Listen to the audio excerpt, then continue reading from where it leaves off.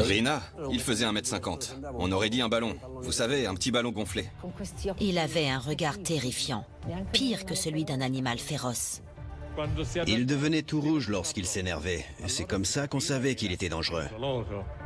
En le regardant, on sentait qu'il incarnait le pouvoir. Son charisme mafieux était perceptible. C'était un vrai massacre. L'extermination de personnalités politiques notoires. Il a dit « Je te tuerai comme un chien ». Capo dei capi, ce n'est pas qu'une façon de parler.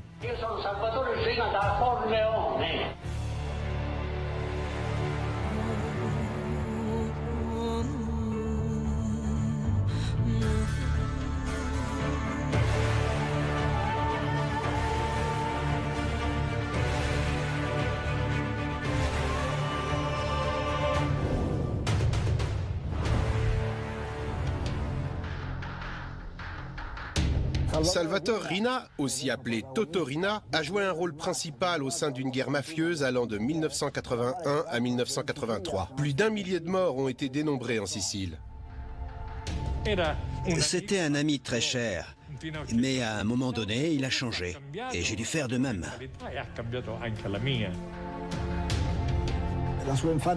Son enfance a été marquée par un événement dramatique.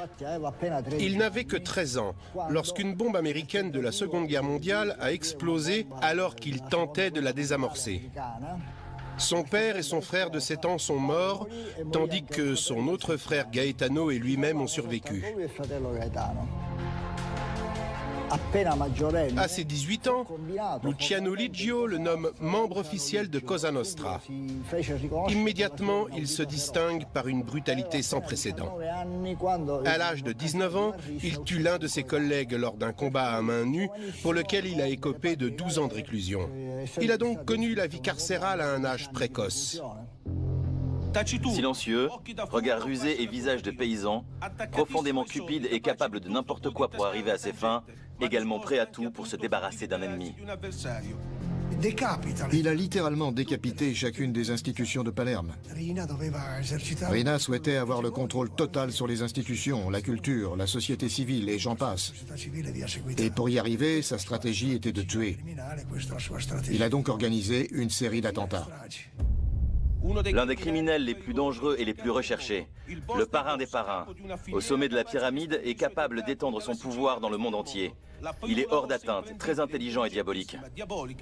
Chef des puissants Corleonesi, à la tête de la dite Cupola, l'organisation qui contrôle et dirige les affaires de Cosa Nostra. La démocratie de Cosa Nostra n'était qu'une façade, car en réalité, le chef de cette organisation criminelle était Toto Rina. À un moment donné, il a déclaré la guerre au gouvernement. C'était nouveau pour l'époque. Il disait « On doit faire la guerre pour obtenir la paix ». Selon lui, confronter le gouvernement en utilisant des bombes pourrait avoir un effet positif, non seulement pour Cosa Nostra, mais également pour toutes les mafias d'Italie. Pendant de nombreuses années, les enquêteurs n'avaient qu'une ancienne photographie. Son visage a récemment été vieilli dans un laboratoire du FBI. Nous ignorons encore si cette photo correspond à son nouveau visage.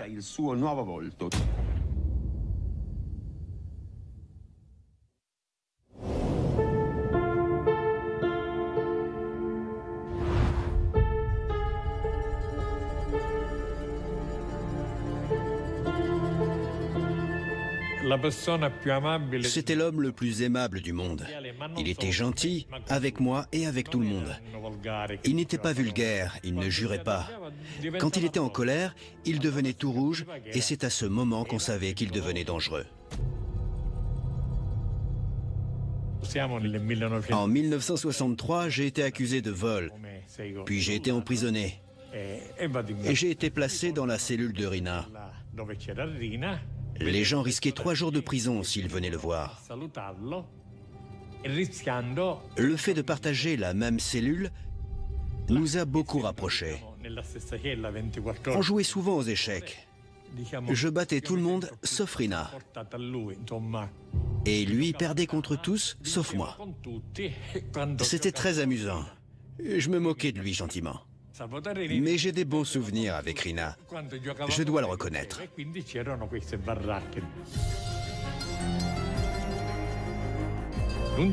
Un jour, alors qu'on était en promenade, une espèce de brute a crié « Tchouridu » en direction de Rina, qui est devenue rouge écarlate. Et j'ai laissé passer 2 minutes et je lui ai dit « Hé, toi, viens voir, j'ai un truc à te dire. » Et je l'ai pris à part et sans qu'il s'y attende, je l'ai frappé à 2 reprises et lui ai donné un coup de tête. Les gardiens m'ont attrapé et mis en isolement pendant 12 jours. En sortant, l'attitude de Rina envers moi était complètement différente. Il m'a dit « Tu es mon ami et je suis ton ami. Je suis un atout majeur, tu verras. »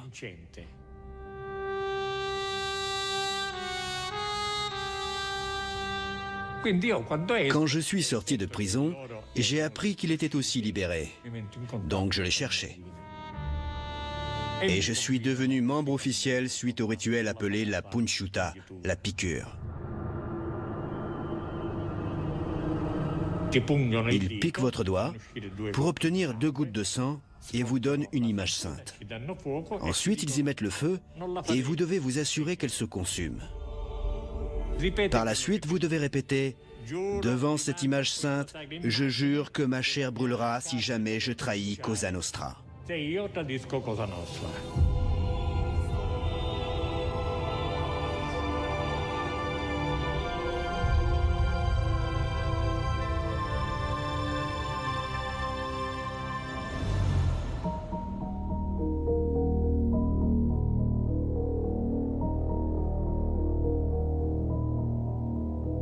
Nous n'avions pas beaucoup d'informations sur Rina, que des vieux articles et des vieilles photos. Il était en cavale depuis 10 ans. On ne savait pas qu'il était marié et qu'il avait des enfants parce qu'il avait le bras long. Il pouvait assister à leur naissance sans être inquiété. Un matin, je suis allé le récupérer comme à l'accoutumée. Il semblait heureux et il m'a dit « Je dois te dire quelque chose. Tu seras le premier à être au courant. Je viens de me fiancer à une femme belle et intelligente. C'est la sœur de Calogero Bagarella, tu sais, Ninetta. » Et il a ajouté « Il fallait bien qu'elle trouve un compagnon. » Cette blague signifiait simplement qu'elle l'avait choisi, et ce malgré son physique. Son apparence ne comptait pas pour elle. Elle souhaitait quelqu'un d'important. Il n'a pas parlé d'amour. Je suppose que l'amour est venu par la suite, car ils ont eu 4 enfants. Ninetta Bagarella faisait partie de la famille. Elle savait qui était son mari et qui étaient ses frères. Elle connaissait absolument tout. Tout simplement parce qu'elle était impliquée. Son mari était ce qu'il était. Qu'est-ce qu'elle aurait pu y faire? Il ne s'intéressait pas aux autres femmes. Il n'avait que Ninetta Bagarella. Il ne voyait qu'elle. Il était le seul membre de la mafia à rester fidèle jusqu'au bout. Tous les autres avaient une maîtresse, mais pas lui. Une épouse garde les secrets de son mari. Par exemple, ça m'importait peu que ma femme me voie avec des vêtements ensanglantés ou avec une mallette pleine d'armes. Elle faisait celle qui ne voyait rien. Les femmes de mafieux sont comme ça.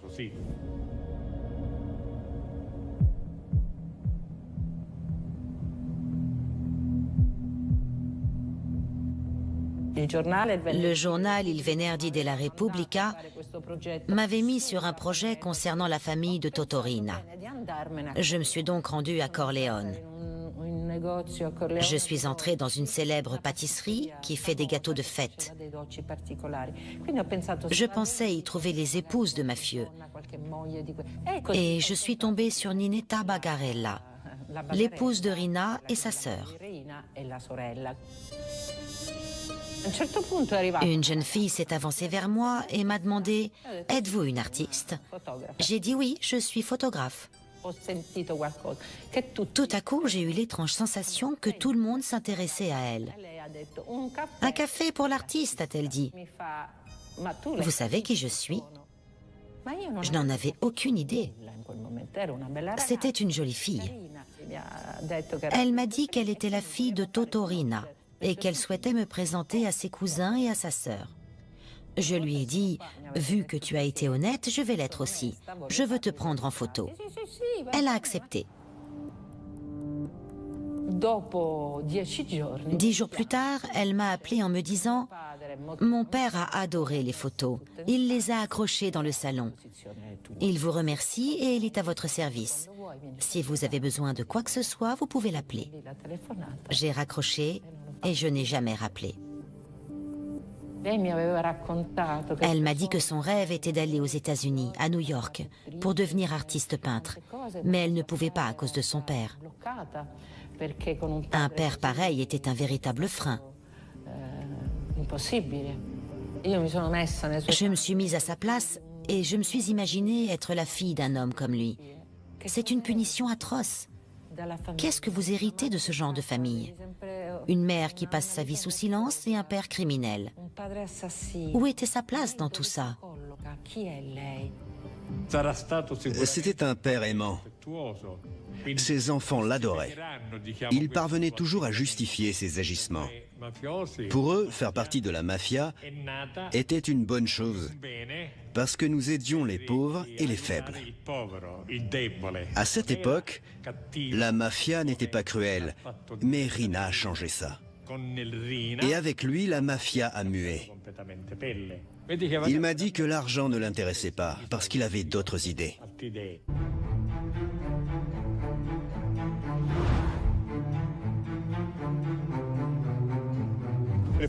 Les familles qui contrôlaient le trafic de drogue à Palerme possédaient un pouvoir économique d'environ 20 000 milliards de lire.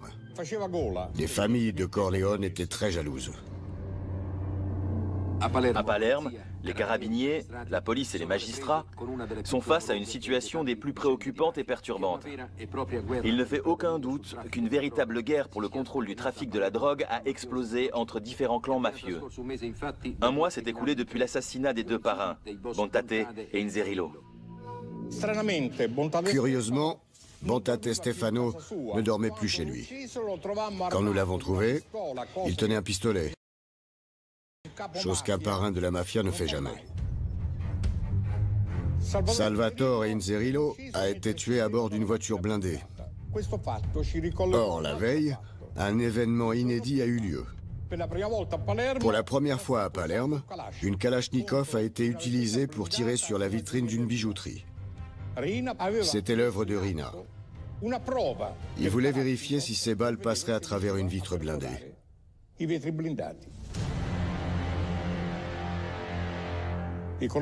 Les habitants de Corleone occupaient la ville. Ils étaient habités par la haine. Ils se servaient de gens corrompus au sein de familles afin d'éliminer les parrains. Ce n'était jamais arrivé dans l'histoire de la mafia. Rina arrivait à persuader des membres de clans de tuer leurs propres frères, leurs filles, leurs oncles. En échange, il leur disait qu'ils deviendraient des chefs de la mafia. De cette façon, il trahissait d'autres parrains, y compris ceux qui lui étaient restés fidèles.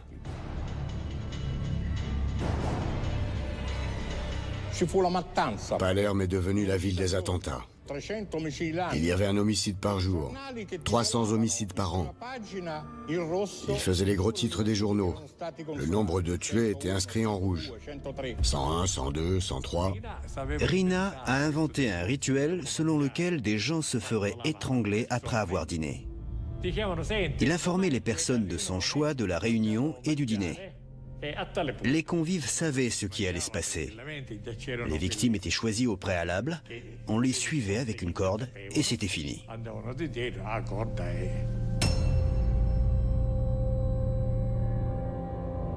Les Corleonesi avaient pris le pouvoir.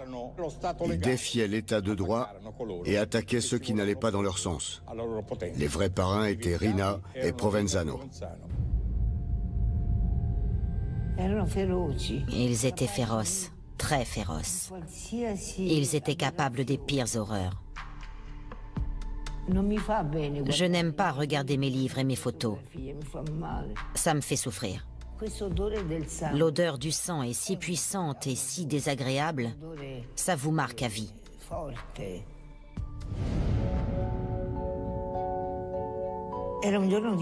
Nous étions en période de vacances à l'Épiphanie. Nous sommes arrivés après les tueurs, alors que des gens sortaient le blessé de la voiture.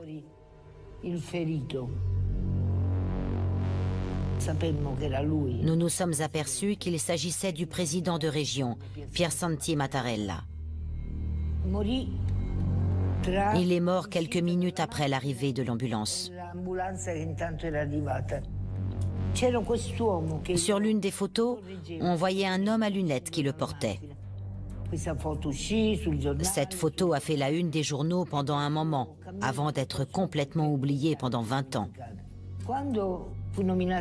Lorsque le nouveau président de la République d'Italie a été élu, cette photo a pris un nouveau sens. Notre président était ce jeune homme dont le frère avait été tué.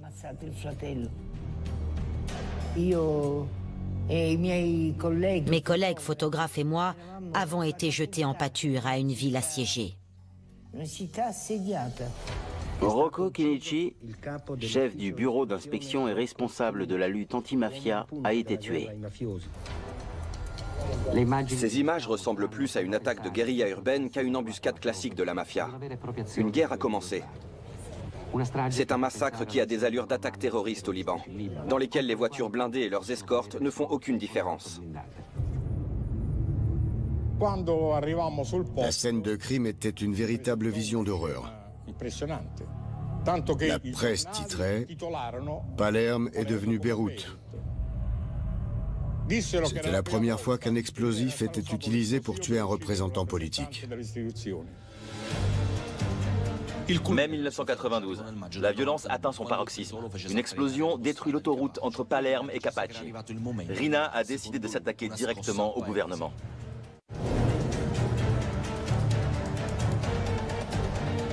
La mafia n'était jamais allée aussi loin. 1 tonne d'explosifs. Les enquêteurs l'ont qualifié de puissance d'explosion surprenante et inimaginable pour détruire l'ennemi juré. Cet homme qui est devenu en quelques années seulement le symbole de la lutte anti-mafia.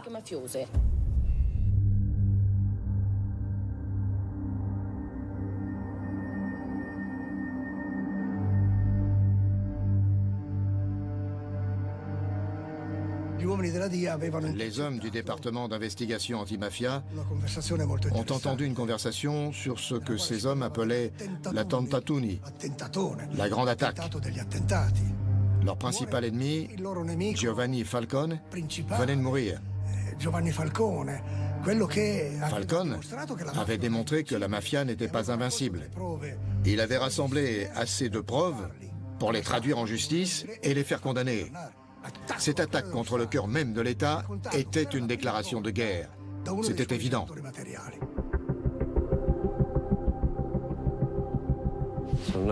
Je suis né à Alto Fonte, un petit village situé près de Corleone, dans une famille mafieuse.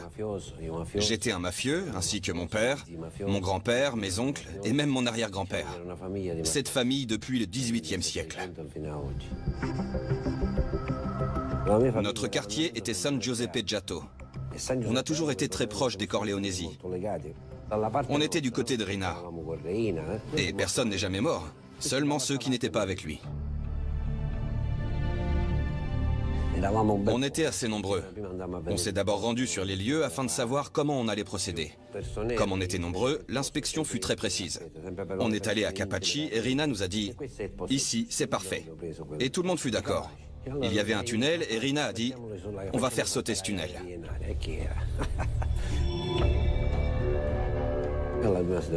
Mais on devait vérifier que ça fonctionnerait. J'ai fait le test avec une voiture, une Lancia intégrale blanche. Je devais rouler à 160 km/h exactement, comme la voiture qui transportait la cible. Santino Di Matteo a dit avoir placé l'explosif sous l'autoroute dans un tunnel depuis l'aéroport de Palerme en utilisant un skateboard. On plaçait 5 kilos de poudre sur un skateboard et on recommençait. Le skateboard circulait à travers une conduite d'eau qui permettait l'acheminement de l'eau d'un endroit à un autre. Il y avait environ 300 kilos de poudre en tout. Et ça a fonctionné.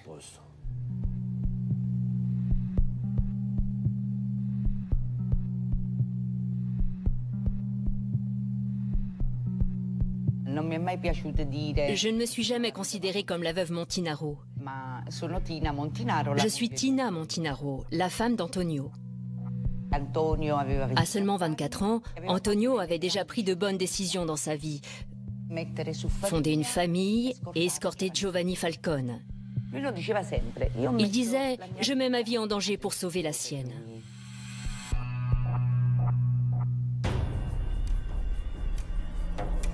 La veille de l'explosion, Antonio a appelé son collègue pour le remplacer. Parce que ça aurait été l'une des dernières fois où il aurait pu escorter M. Falcone, étant donné qu'il allait être transféré à Rome. Antonio voulait le récupérer lui-même. On était dans la cuisine, et il a mis Gaetano, qui avait 4 ans et demi à l'époque, sur ses genoux, et il lui a dit « Papa s'en va, il part avec M. Falcone ». Il savait déjà que ces voitures-là allaient récupérer Giovanni Falcone. Quelqu'un avait vendu la mèche. Il était conscient de ce qui pouvait se passer. Il me disait souvent, lorsque ça arrivera, tu devras me ramasser à la petite cuillère, chérie, parce qu'il ne restera plus rien de moi.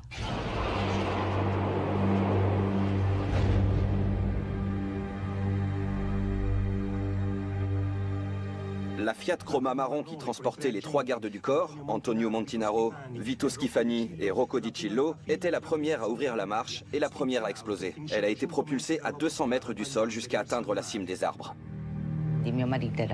Et en effet, il ne restait plus grand-chose de mon mari.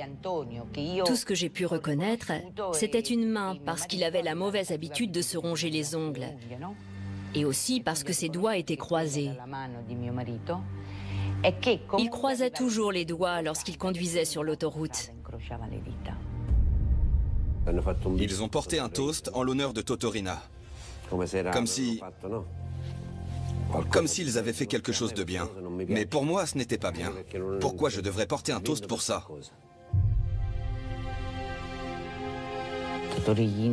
Totorina et les autres, ils ignorent ce que signifie le mot aimer. Les gens ne sont que des chiffres pour eux. Comment pouvez-vous aimer et vivre de cette façon?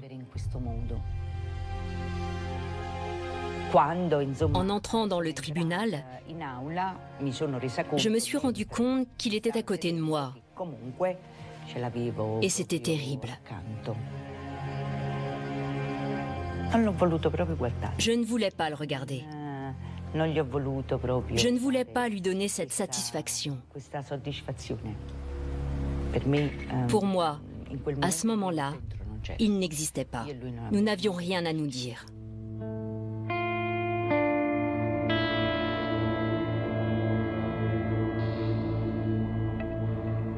Il avait l'habitude de dire « fais-le quoi qu'il en coûte », peu importe qu'il s'agisse de femmes ou d'enfants. Rina a gâché la vie de tous ceux qui étaient autour de lui. Tous, sans exception. C'est un moment que je n'oublierai jamais. Santino Di Matteo a parlé de la Tentatoni. Ça a été extrêmement important. C'est indéniable. Et peu de temps après, Cosa Nostra a kidnappé le fils de Santino Di Matteo parce que celui-ci avait retourné sa veste en devenant un informateur. J'étais au département d'investigation anti-mafia quand les agents m'ont appris que Cosa Nostra avait capturé mon fils dans un centre équestre. Ils étaient habillés en policiers et lui ont dit qu'ils le ramèneraient auprès de moi. Ils ont kidnappé mon fils pour me faire taire, mais je ne l'ai pas fait. J'ai continué parce que je sais comment ça marche dans ce milieu. Quand on kidnappe quelqu'un, personne ne revient. Les enfants ne reviennent pas, et les femmes non plus. Tuez-les tous, même les enfants. Ce sont les mots de Rina. Oui, la cruauté de la mafia s'étend jusque-là. Un jeune garçon de 11 ans a été kidnappé, étranglé, puis brûlé à l'acide parce que son père les avait trahis. On ne touche ni aux enfants, ni aux femmes. Qu'est-ce qu'ils viennent faire là-dedans? C'est quel genre de mafia? Dites-le-moi. Ils l'ont tué pour donner une leçon à son père et à tous ceux qui auraient envie de les trahir. L'étrangler, ce n'était pas assez pour eux. Ils ont brûlé son corps à l'acide pour que personne ne puisse déposer une fleur ou dire une prière sur sa tombe. Ce sont des hommes d'honneur? Non, ce sont des monstres. Oui, il est mort. Il est mort en innocent. Mais toi et ta petite bande de voyous, vous y avez gagné quoi? Le combat de la destruction, c'est tout. Je ne le vois pas comme un mafieux, mais comme un terroriste.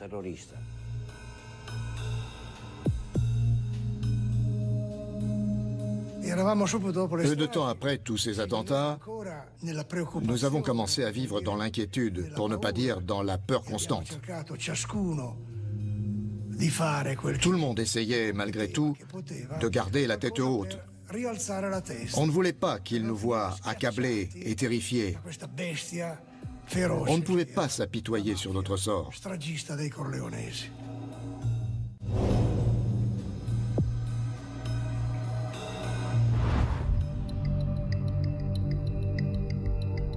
Rina faisait ce qu'il voulait parce qu'il connaissait des personnes importantes dans tous les milieux. Parfois, c'était des gens qui lui avaient demandé une faveur. Il pouvait ainsi les faire chanter. Il avait en quelque sorte un pouvoir sur eux. C'est lorsqu'il a réalisé que ses amis étaient des traîtres et des assassins qu'il a eu peur de se faire tuer. Les meilleurs amis de Rina ont tous été tués sur ses ordres. Traquer un fantôme, c'est très difficile. Ce genre d'individu se déplace constamment. Plus personne ne le connaît et un cercle très fermé de fidèles le protège. Connaître sa position était assez compliqué. Lorsqu'on était en voiture, il me rappelait souvent de ne jamais dire où je me rendais et qui je croisais. Il me disait « Mutolo, une fois que tu me déposes, moi je bouge. Il pourrait y avoir quelqu'un qui en voudrait après moi. Il te kidnappera, te torturera pour que tu leur dises où je suis, mais je serai déjà loin. »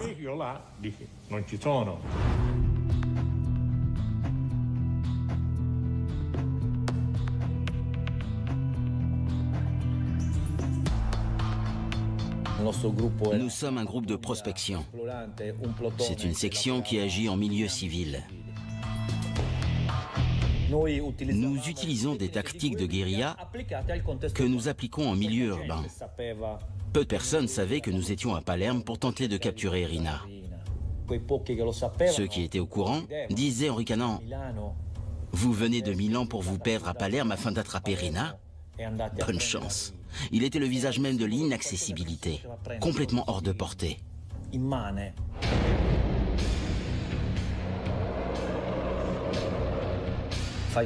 Pour nous, Falcone était le symbole de la lutte anti-mafia. Il a été tué en mai et en juin, nous étions prêts.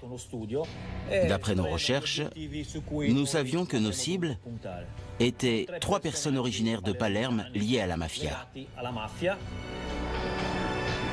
Le nom Sansone est alors apparu au cours de nos enquêtes. Les Sansone étaient des entrepreneurs et avaient une propriété à Via Bernini.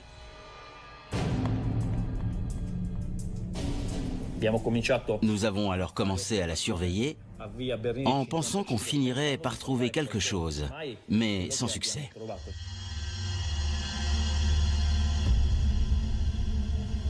Le commandant régional des carabiniers du Piémont m'a appelé. Un informateur du nom de Balduccio Di Maggio pouvait nous aider à mettre la main sur Rina. J'ai immédiatement organisé son transfert secret de Turin à Palerme. Les carabiniers étaient déjà sur la bonne voie, mais Di Maggio leur a donné la dernière pièce du puzzle.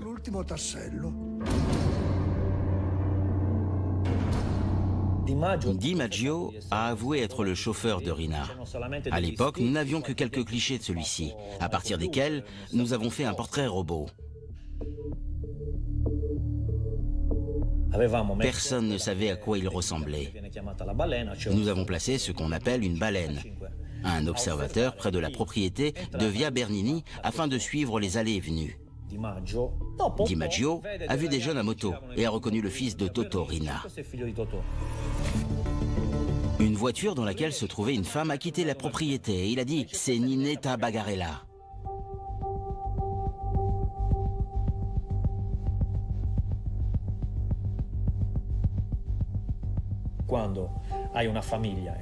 Lorsque vous avez une famille et que vous êtes en cavale, votre femme reste à vos côtés. Le lendemain, nous nous sommes dispersés pour couvrir la zone et les issues de secours. À environ 8 heures, nous avons vu une Citroën. Et dès qu'elle est entrée dans la propriété, Di Maggio a dit « C'est Biondino ». Nous savions que Biondino Salvatore était le chef du quartier. 10 minutes plus tard, Biondino est descendu de la voiture avec un passager que Di Maggio identifia. C'était Rina. Nous les avons pris en filature et nous avons bloqué leur voiture. J'ai sorti Biondino pendant que Vincengo et Ultimo s'occupaient de Rina. Ça ne nous a pris que 10 minutes pour arriver au poste, mais j'ai eu l'impression que j'avais mis 5 ans. Les carabiniers m'ont emmené dans une salle où se trouvait Rina. Il se tenait sous le portrait du général Dalla Chiesa.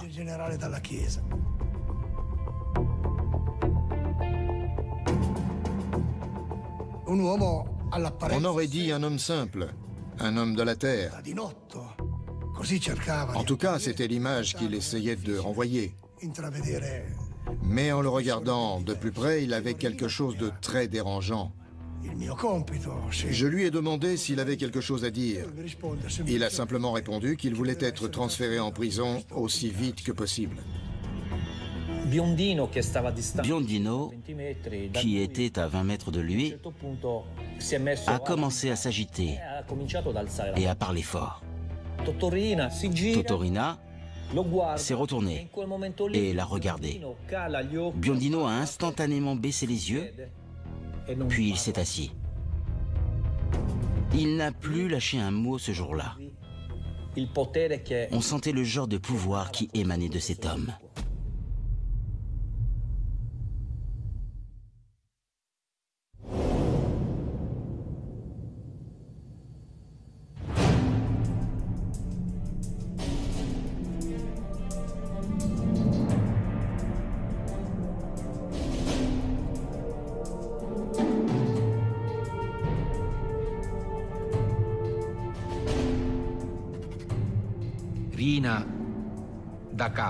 En bon parrain qu'il était, Rina n'a jamais montré le moindre signe d'intolérance envers le système pénitentiaire.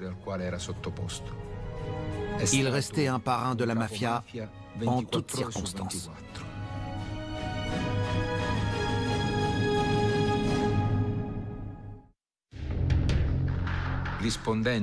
Quand il répondait aux avocats ou quand il répondait aux procureurs, il niait tout en bloc, même la connaissance d'un quelconque groupe organisé appelé mafia ou Cosa Nostra.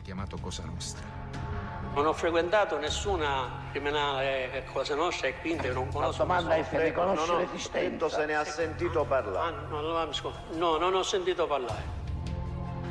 Io, signor Presidente, sono un lavoratore. Non sono quello che si dice nei giornali, nelle televisioni. Aspetti un momento. J'ai rencontré personnellement Rina pour la première fois en 1995. Nous étions dans une aile réservée de la prison d'Ucciardone. Le juge a demandé à Rina s'il avait l'intention de répondre à nos questions ou s'il souhaitait utiliser son droit au silence. Il a répondu « J'utilise mon droit de garder le silence, mais je tiens à dire que cet informateur, Salvatore Cansemi, est méprisable. C'est un traître et un menteur. » Il s'est lancé dans un long discours à l'encontre de Cansemi et de tous les informateurs. En tant que jeune procureur, je lui ai dit « Si vous avez choisi d'utiliser votre droit, Vous devez garder le silence. Sinon, vous serez à même de répondre à nos questions. À partir de là, il est resté silencieux. Mais il ne m'a jamais quitté des yeux. C'était quelqu'un qui savait montrer, ne serait-ce que par son regard et son expression corporelle, toute son aversion pour les institutions et ce qui les représentait à cet instant.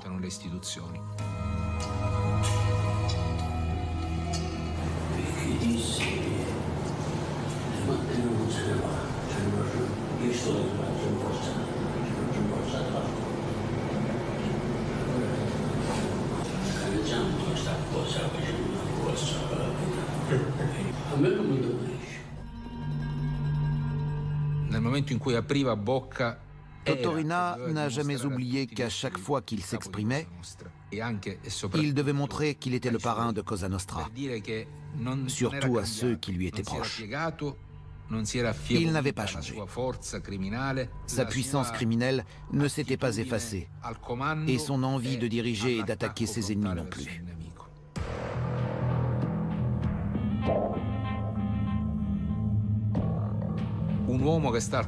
Selon l'article 41 bis du régime pénitentiaire, un détenu a les mêmes besoins que tout un chacun. Parler et se confier à autrui. Et les enquêteurs ont alors enregistré ces conversations lorsqu'il était en promenade, en pensant qu'il parlerait avec plus de liberté. Et ça a été le cas.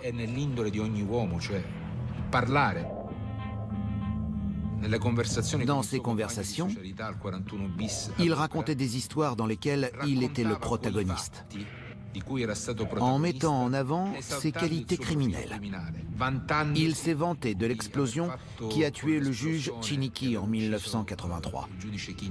Et il a décrit la façon dont les morceaux du corps de ce dernier ont atteint le 3e étage de l'immeuble qu'il habitait à l'époque.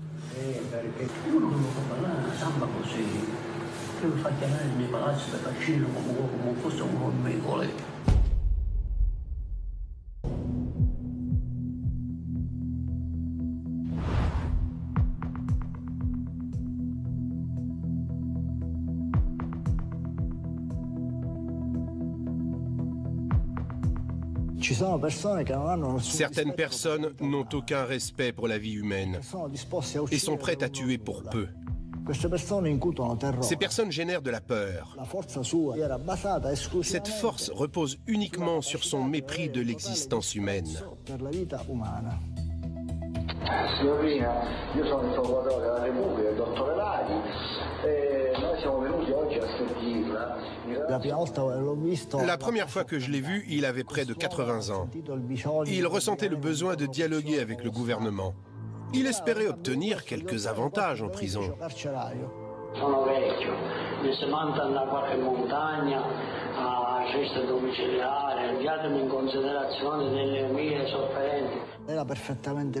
Il avait encore l'esprit vif. C'était quelqu'un qui pouvait facilement résister à une lourde peine de prison. Il était sûr de lui, il s'habillait bien, il était impeccable, jamais négligé.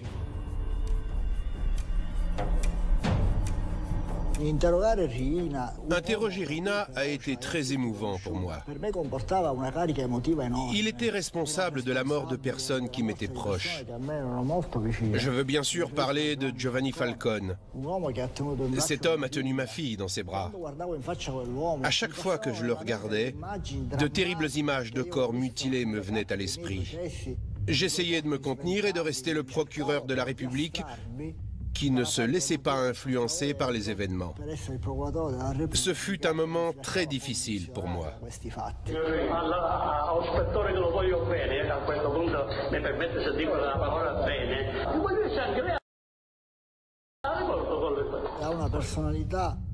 Il avait une personnalité impénétrable. C'est un fait. Parce qu'il n'y avait rien de sincère dans toutes ces déclarations. Elles étaient créées de toutes pièces.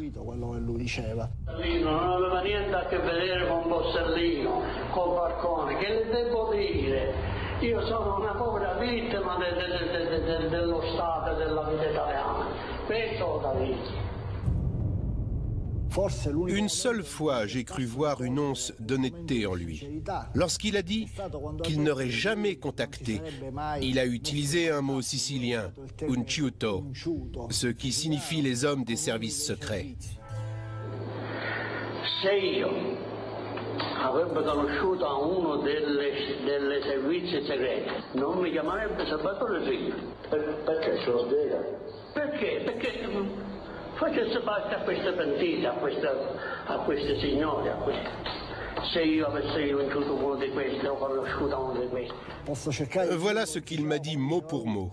Si j'avais rencontré ces unciuto, je n'aurais jamais été le parrain des parrains, ni même le sous-chef des sous-chefs de Cosa Nostra. Dovete sapere chi è Salvatore Rina. Salvatore Rina è escluso di tutti questi servizi perché non ce l'ha né nella testa né nella mente ed è fisico. Salvatore da Corleone.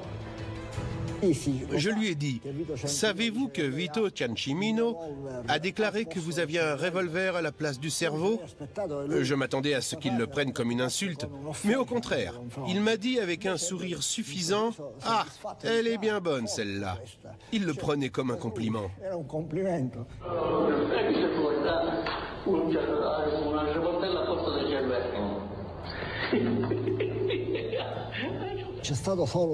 Il y a eu un moment de friction pendant l'interrogatoire. À un moment, j'ai cru qu'il allait m'attaquer, en me disant « Pourquoi vous me posez cette question?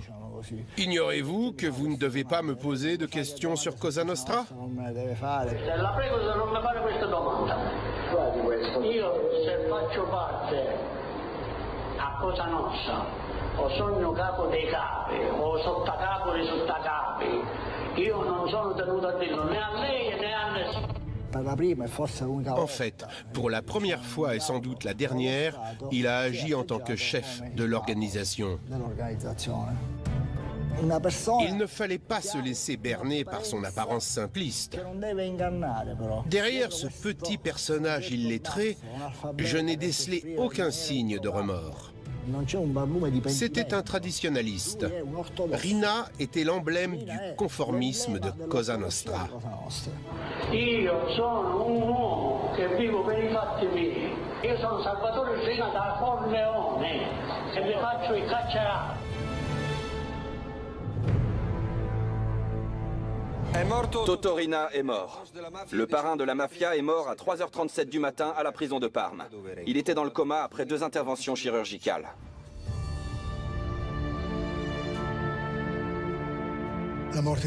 On s'attendait à la mort de Rina.